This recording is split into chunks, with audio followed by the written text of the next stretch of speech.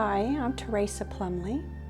I'm the featured artist for the 108 Contemporary, and my medium is lots of fibers of all varieties.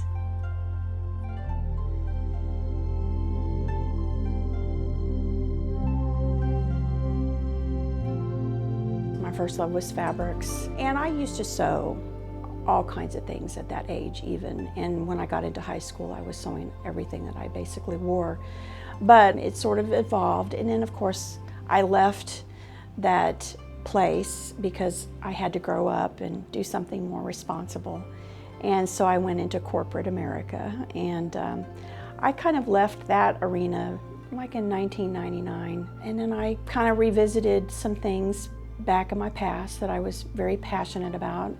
And then I was reintroduced to knitting like in 2003. So that was kind of then the second aspect of my work with fabrics or textiles and fibers.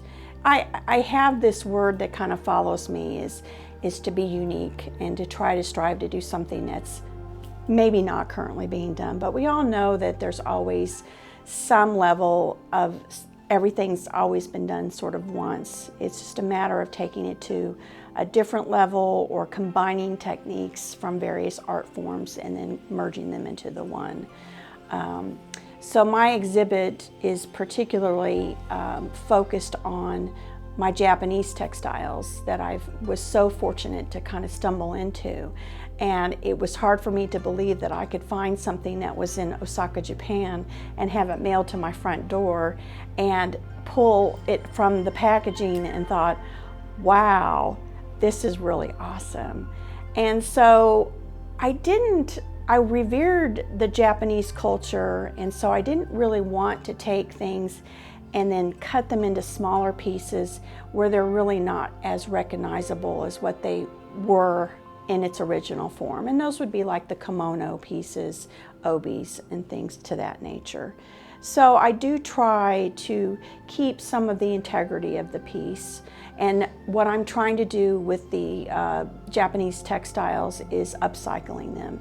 There's so many beautiful things that can be worn, but like most kimonos, they're long and they're just not meant to be worn somewhat of an outside venue. So I do modify these pieces to try to make them more of a modern interpretation. You know that it's probably had a predecessor, so it's been worn by somebody who of course is in a completely different country. And some of these garments are ceremonial, so they could have been for a wedding, or could have been for mourning, or could have been for everyday wear. Things are not disposable. I believe it's a blending. I mean, old with new, new with old.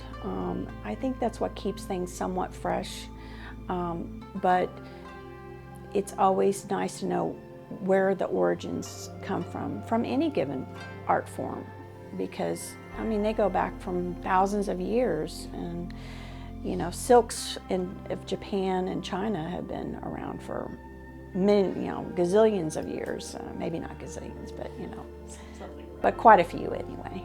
It would be nice to take something that is of quality and like I say, remake it into something that has value to carry it forward.